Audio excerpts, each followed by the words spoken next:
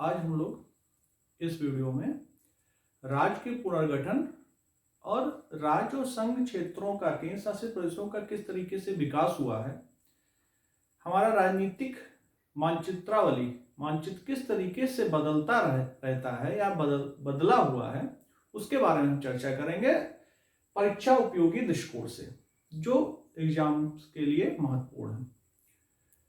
तो हम लोग पहले थोड़ा समझ लेते हैं कि राज्य पुनर्गठन और संघ, राज्य और राज्य के विकास का मतलब क्या है। इसको थोड़ा इस तरीके से समझते हैं। आज इस समय अगर देखिए तो हमारे भारत में कितने राज्य हैं और कितने केंद्र शासित प्रदेश हैं। तो आज की वर्तमान स्थिति क्या है? वर्तमान में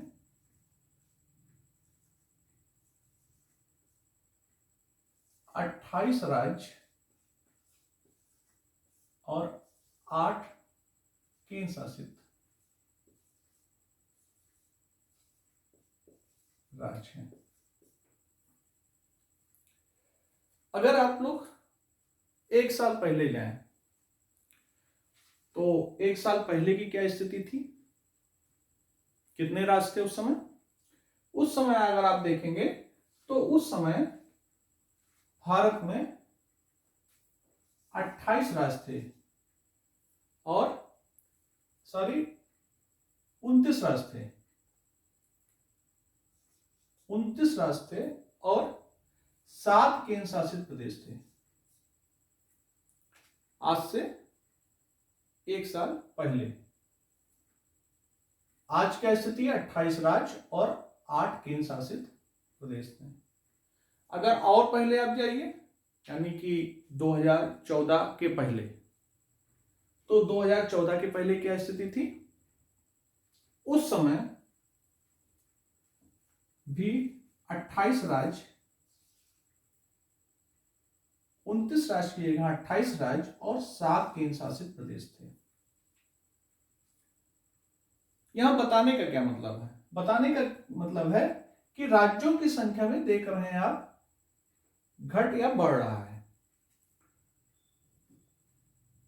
ये स्थिति अगर हम और पहले जाएं तो और कुछ स्थिति होगी। इन्हीं के बारे में हमें चर्चा करना है इस वीडियो में। और इस वीडियो में हम थोड़ा सा जम्मू और कश्मीर के बारे में, जो पिछले साल पुनर्गठन हुआ, उसके बारे में भी चर्चा करेंगे, और किस राज्य का नाम कब बदला गया उसको भी थोड़ा सा देखेंगे, तथ्यों के बारे में जानकारी करेंगे। तो आइए हम चलते हैं इसको समझने के लिए 1950 में।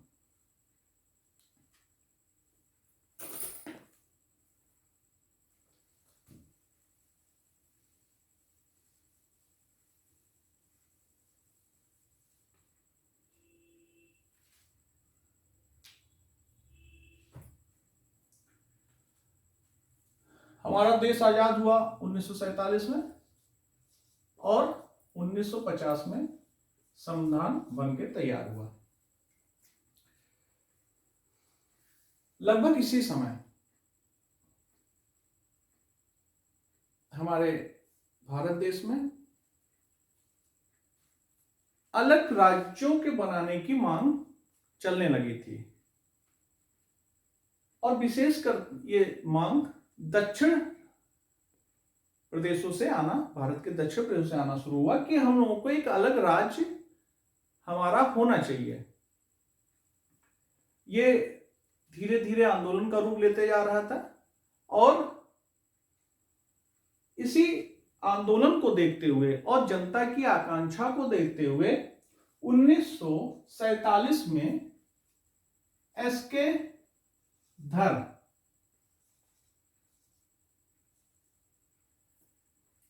धर समिति, एक कमेटी बनाई गई, जिनको ये सौंपा गया है कि आप ये जानने का प्रयास करिए कि क्या भाषाई आधार पे, क्योंकि उस समय जो राज्यों की मांग चल रही थी वो भाषाई आधार पे चल रही थी कि हमको भाषा के आधार पे एक अलग राज्य दिया जाए, क्या भाषाई आधार पे राज्य का गठन करना तर्कयुक्त होगा या नहीं होगा? तो एस.के. धर साहब ने, समिति ने रिपोर्ट दी। ये 1947 में गठित किया गया और इन्होंने 1948 में अपनी रिपोर्ट दी और ये कहा कि भाषाई आधार पर राज्य का गठन नहीं किया जाना चाहिए। क्यों? इनका तर्क था कि भाषाई आधार पर राज्य का गठन करने से आधार पर गठन करना तर्क संगत नहीं होगा। उसका एक कारण हमने बताया कि उन्होंने बताया कि एकता और अखंडता के लिए, ये भारत के लिए, एक नए स्वतंत्र देश के लिए वो उचित नहीं है। उसका एक कारण हमारा इतिहास भी रहा है। आपको पता है और नहीं पता हो तो जानिए, 1909 में पृथक निर्वाचन मंडल, पृथक निर्वाचन की व्यवस्था जब 1909 अधिनियम में किया गया, उसी के बाद पे मुस्लिम और हिंदुओं के बीच में मतभेद काफी बढ़ गया और बाद में मुस्लिम एक अलग राष्ट्र के रूप में विभाजित हो गए। तो ऐसी स्थिति फिर से ना आ जाए, अलगाववादी स्थिति ना पैदा हो जाए, इस कारण उन्होंने इस भाषाई आधार को बिल्कुल भी राज्य के पुनर्गठन के लिए आवश्यक नहीं माना या बिल्कुल ही अस्वीकार कर दिया। तो एक बार आप यहाँ पे समझ लीजिए फिर से एक बार, क्योंकि भाषाई आधार पे लगातार राज्यों की मांग चल रही थी, आंदोलन चल रहा था, तो एस.के. धर समिति 1947 में बनाई गई इसी की समीक्षा करने के लिए। उन्होंने ये रिपोर्ट दिया कि भाषाई आधार पर राज्यों का गठन किसी प्रकार से भी उचित नहीं है। कहीं कहीं ये दर, एस.के. दर भी लिखा हुआ है, तो दर या धर आप दोनों देख सकते हैं, समझ सकते हैं। उसके बाद जब इन्होंने ये कह दिया धर्म समिति ने कि जो है भाषाई आधार पे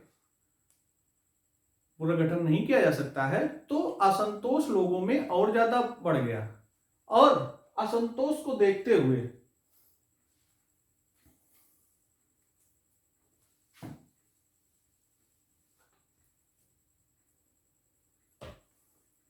एक और समिति बनाई गई, जे.वी.पी. समिति। ये 1948 में बनाई गई और उसका काम था कि दर समिति ने जो रिपोर्ट प्रस्तुत की उसकी समीक्षा किया जाए। जे.वी.पी. का मतलब था जवाहरलाल नेहरू, वल्लभ भाई पटेल और पटप सीतारमैया, पटप सीतारमैया।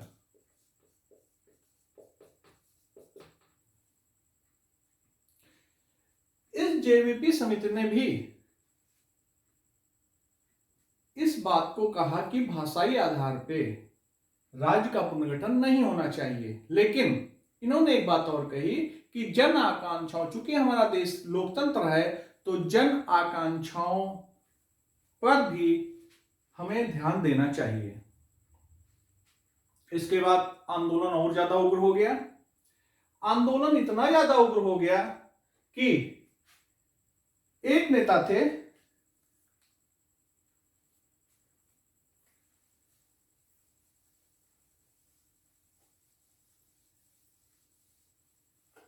ये उग्र आंदोलन, ध्यान रखिएगा, भारत के दक्षिणी हिस्से यानी दक्षिणी भारत में चल रहे थे, ज्यादा उग्र थे। और वहीं पे एक नेता थे श्री रामुल्लू, पोट्टी श्री रामुल्लू, श्री रामुल्लू। इन्होंने अनशन कर दिया इसी को लेके और 56 दिनों के बाद इनकी मृत्यु हो जाती है 1952 के आसपास। इनकी मृत्यु होने के बाद बहुत जबरदस्त आंदोलन शुरू होता है और एक उथल पुथल की स्थिति आ जाती है। और इसको देखते हुए पंडित जवाहरलाल नेहरू ने कुछ ही दिन के बाद एक भाषा के आधार पे नए राज्य की घोषणा कर दी, आंध्र प्रदेश। 1953 में आंध्र प्रदेश ये भाषा के आधार पे बनने वाला पहला राज्य था। ये पहला राज्य था 1953 पे। जब भाषा के आधार पे आंध्र प्रदेश का गठन हो गया तो अन्य क्षेत्रों से भी, अन्य स्थानों से भी ये मांग उभरने लगी, बढ़ने लगी। और इसी सबको देखते हुए एक पुनर्गठन आयोग फाजल अली, न्यायमूर्ति फाजल अली के अध्यक्षता में 3 सदस्यीय आयोग का गठन कर दिया जाता है ताकि वो इस बात पे विचार करें कि पुनर्गठन का क्या आधार होना चाहिए।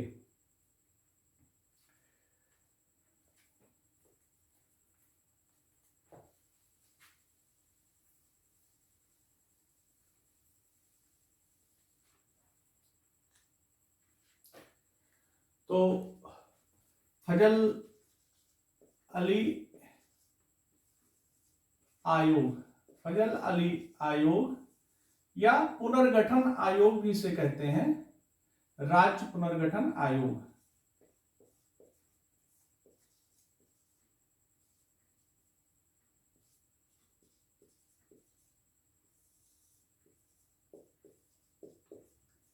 ये 1953 में बना।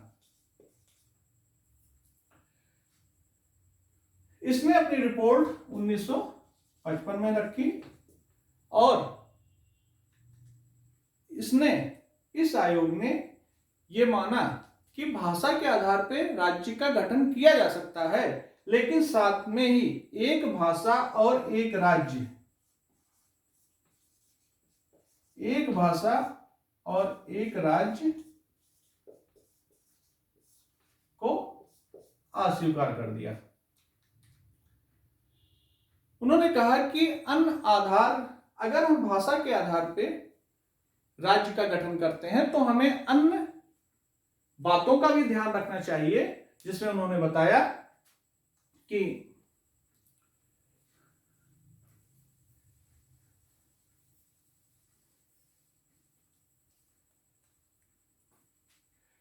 प्रशासनिक एवं वित्तीय, प्रशासनिक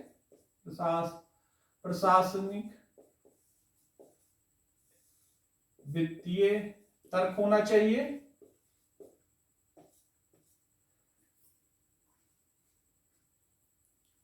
भौगोलिक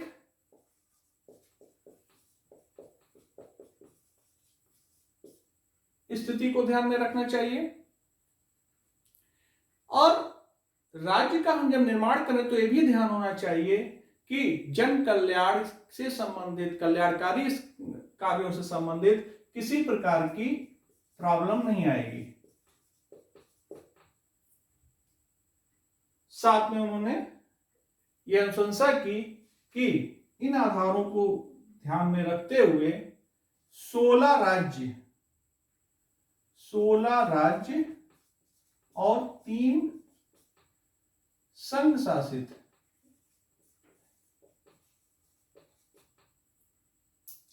क्षेत्र की स्थापना की जाए।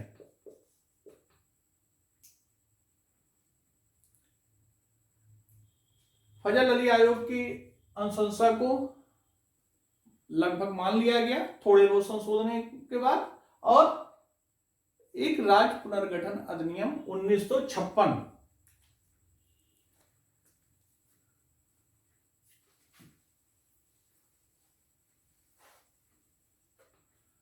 राज्य पुनर्गठन अधिनियम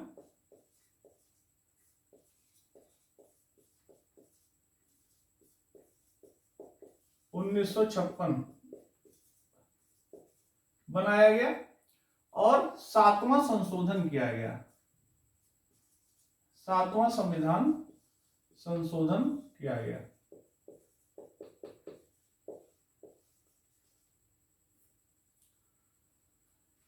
इस अधिनियम संशोधन के द्वारा जो 1950 की व्यवस्था थी राज्यों की, राज्यों को 3 श्रेणी में बांटा गया, 4 श्रेणी में बांटा गया था, का, खा, गा और घा। इन श्रेणियों के जगह पे अब केवल 2 श्रेणी, का और खा, राज क्षेत्र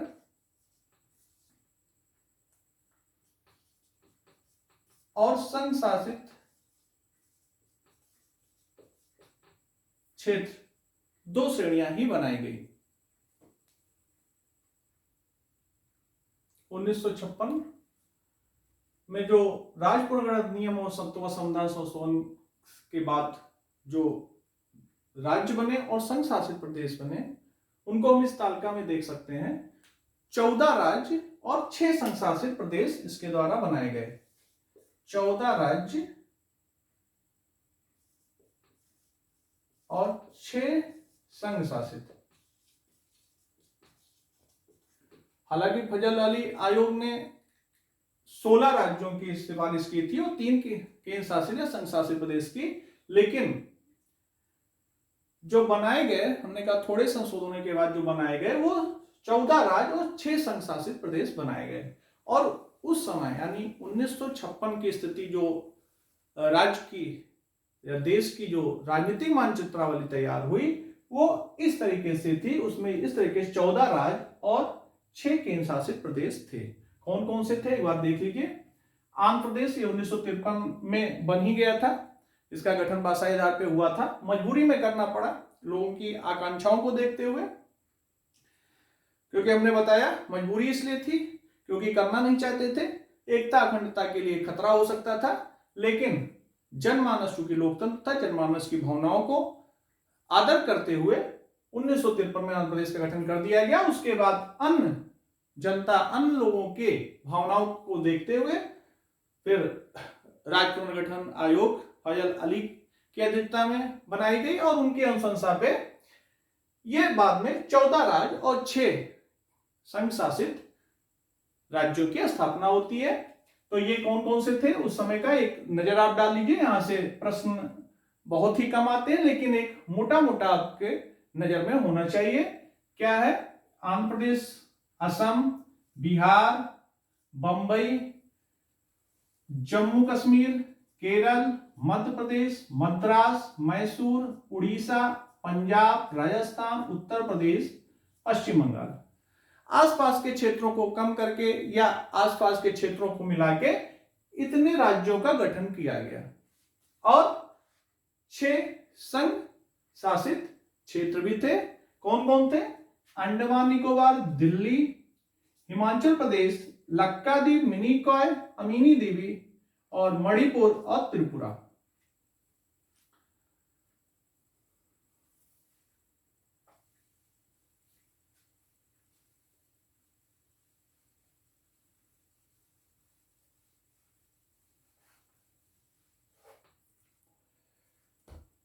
अब इसके बाद 1956 की स्थिति ये थी। एक बात और, राज्य पुनर्गठन जो संसद के द्वारा किया जा रहा था वो शक्ति कहां से प्राप्त हुई थी? एक प्रश्न आप लोगों के लिए, क्योंकि ये हम पढ़ा चुके हैं पिछले वीडियो में। और किस अनुच्छेद के द्वारा? ये 2 प्रश्नों के जवाब आप कमेंट बॉक्स में लिख के दीजिएगा। आगे चलते हैं। 1956 में हमारी ये स्थिति थी, 6 संघ शासित क्षेत्र और 14 राज्य थे। इसके बाद भी प्रशासनिक और अन्य आधारों पे राज्यों के पुनर्गठन होते रहे। राज्यों के पुनर्गठन का अगला सिलसिला शुरू हुआ बंबई। पहले बंबई बहुत बड़ा प्रेसिडेंसी हुआ करता था ब्रिटिश काल में। बंबई बहुत बड़ा राज्य था उस समय, उसको काट के 2 राज्य महाराष्ट्र और गुजरात बनाए गए 1960 में। बंबई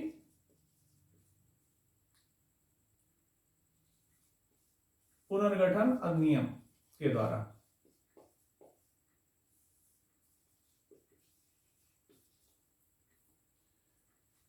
फिर और आगे आइए 1961 में। 1961 में दादरा एवं नागर हवेली को संघ शासित क्षेत्र बना दिया गया। दादरा एवं नगर हवेली को। उसके बाद आइए 1961 में ही गोवा और दमन दीव पे एक पुलिस कार्रवाई के तहत अधिग्रहण कर लिया गया। पहले पुर्तगाल के अधीन थे और 1962 में गोवा और दमन दीव को संघ शासित क्षेत्र बना लिया गया। फिर आइए 1963 में नागालैंड बन गया। 1966 में 63 में नागालैंड,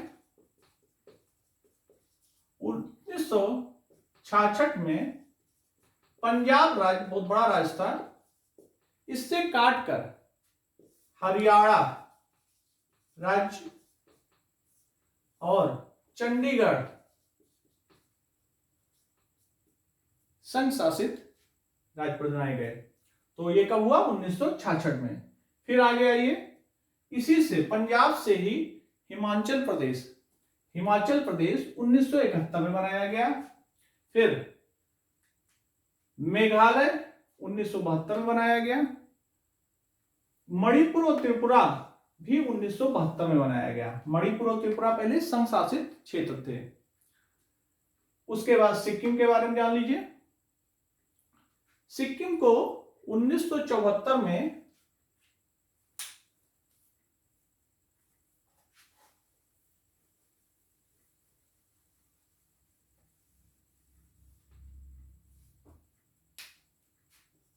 सिक्किम, इससे क्वेश्चन आता है, इसलिए थोड़ा सा यहां पे और समझ लीजिए क्योंकि बार बार क्वेश्चन आया हुआ है, प्रश्न आया हुआ है इससे।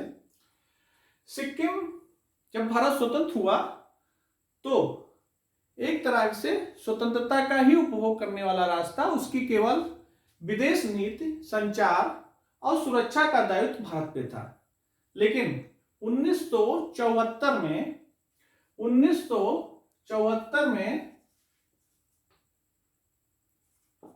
35वां संविधान संशोधन द्वारा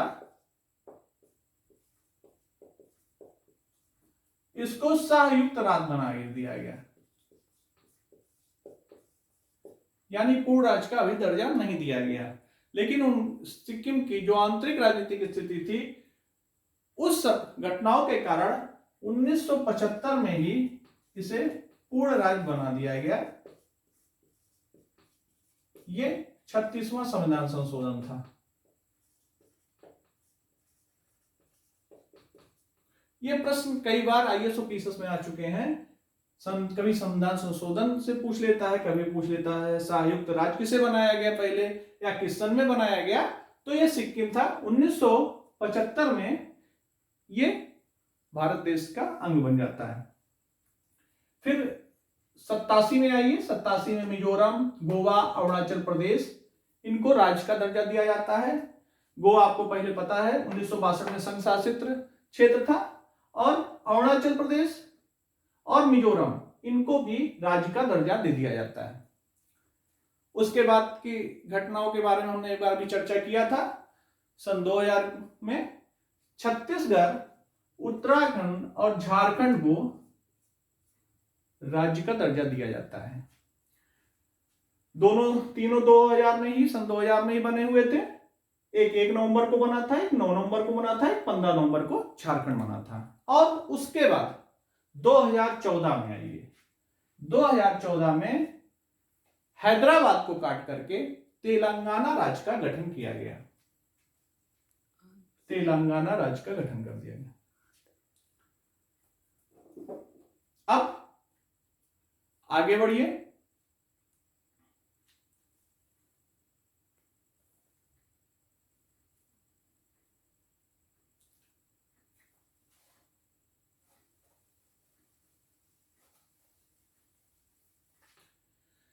बहुत महत्वपूर्ण और बहुत ही चर्चित 2019 जम्मू और कश्मीर राज्य पुनर्गठन अधिनियम।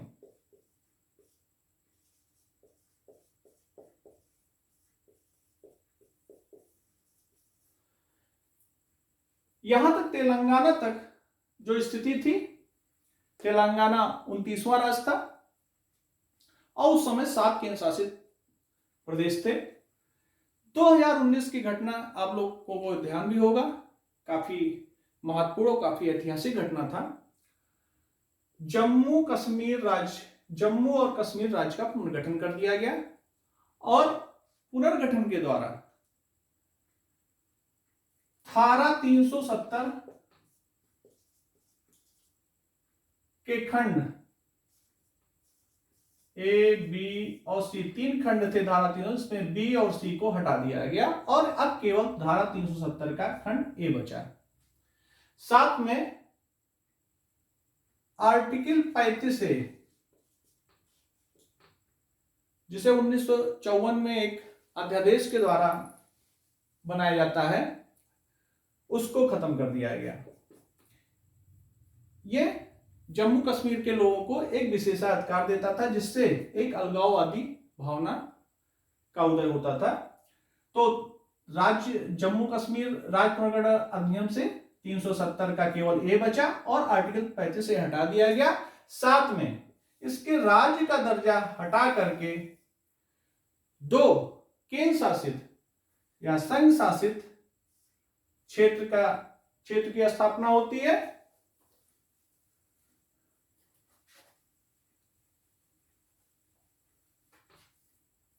कौन कौन से? एक जम्मू और कश्मीर और दूसरा लद्दाख।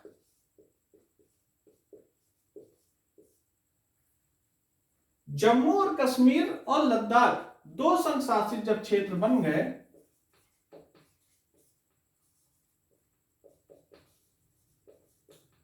और एक राज्य की संख्या कम हो गई, तब अब स्थिति क्या हुई? 29 राज्य यहां पे हो गए थे। अब एक राज्य जो यहां पे जम्मू कश्मीर था, जम्मू और कश्मीर का क्षेत्र था, यह हट गया राज्य के क्षेत्र से और इसके जगह 2 संघ शासित प्रदेश की स्थापना हुई। तो यहां 29 राज्य की जगह क्या हो गया? 28 राज्य। राज्य कितने हो गए? 28।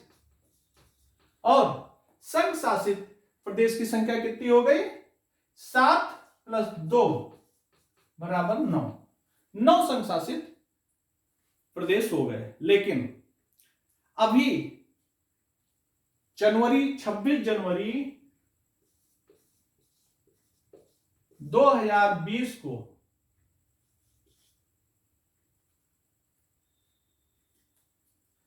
दादरा व नगर हवेली और दमन दीव को मिला के एक कर दिया गया। दादरा और नगर हवेली को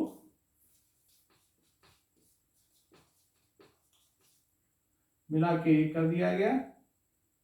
दादरा और नगर और दमन दीव को ये एक हो गया